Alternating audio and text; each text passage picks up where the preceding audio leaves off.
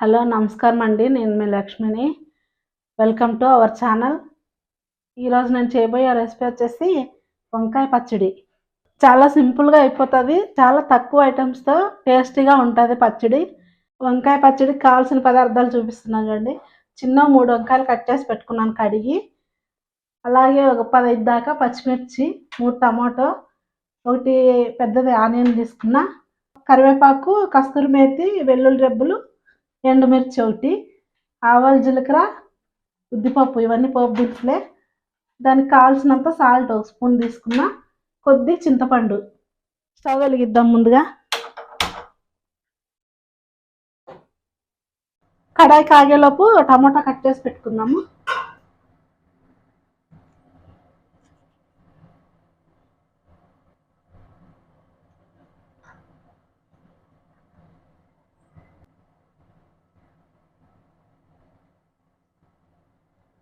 కడాయి కాగిపోయింది, oil వేద్దాము.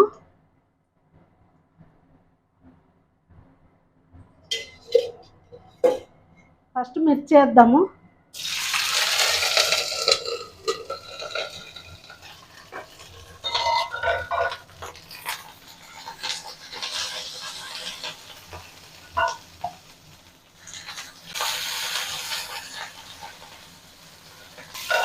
మిర్చి సగం మగ్గిపోయింది, వంకాయలు వేసేద్దాం ఇప్పుడు.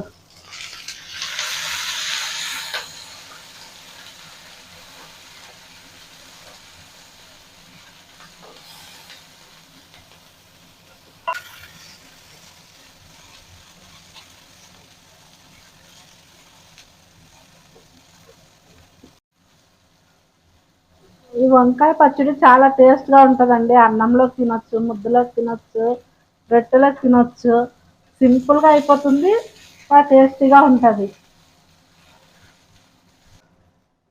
వంకాయ, మిర్చి ఈ మాత్రం మగ్గిపోయిన తర్వాత టమాటా వేసేద్దాము. టమాటా వేసి బాగా కలిపేసి మూత పెట్టి మగ్గించుకుందాం కాసేపు.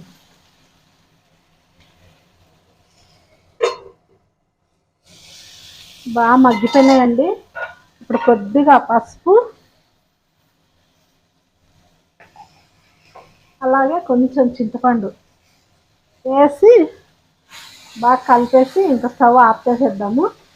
ఇది చల్లారిన తర్వాత మిక్సీకి వేద్దాము. ఇవి చల్లగా అయిపోయినాయండి, మిక్సీకి వేసేద్దాం చట్నీ.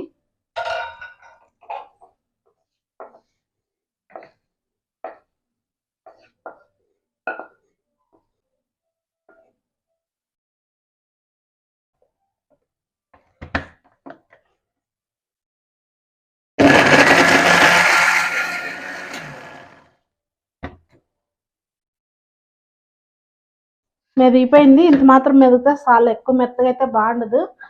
తాళింపు వేసేద్దాం దీనికి. అదే కడాయిలోనే ఆయిల్ వేస్తున్నా. 1.5 స్పూన్ ఆయిల్ వేసేసి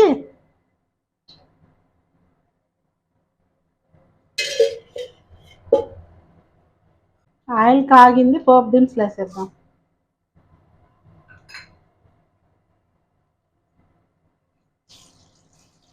ఇవి కొంచెం దోరగా ఏగనిద్దాము.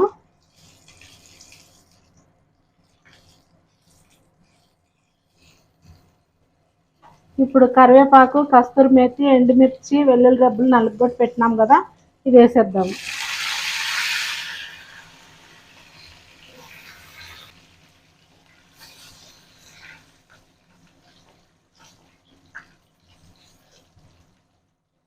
దేంట్లోకైనా కూడా తాళింపులోకి వెల్లుల్లి రెబ్బలు ఇట్లా నలుగుబొట్టు వేసినామంటే టేస్ట్ బాగుంటుంది, స్మెల్ కూడా మంచిగా ఉంటుంది.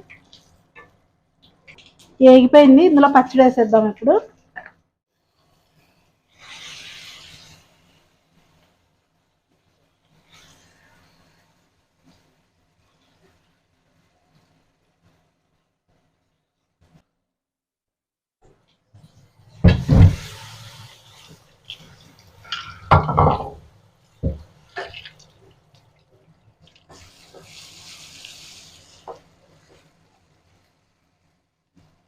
స్మెల్ సూపర్గా వస్తుందండి. ఇప్పుడు పచ్చి ఆనియన్ దీంట్లో వేసి కలిపేద్దాము. టేస్ట్ బాగుంటుంది పచ్చి వేస్తే.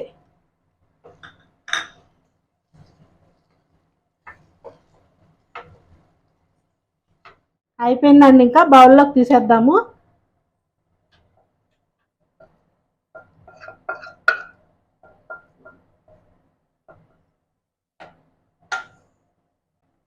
పచ్చడి స్మెల్ మాత్రం సూపర్గా ఉంది, టేస్ట్ కూడా అలాగే ఉంటుంది. ఇలాగే ట్రై చేసి టేస్ట్ చేసి ఎలా ఉందో కామెంట్ చేయండి. అలాగే లైక్ చేయండి, సబ్స్క్రైబ్ చేసుకోండి, షేర్ చేయండి అలాగే.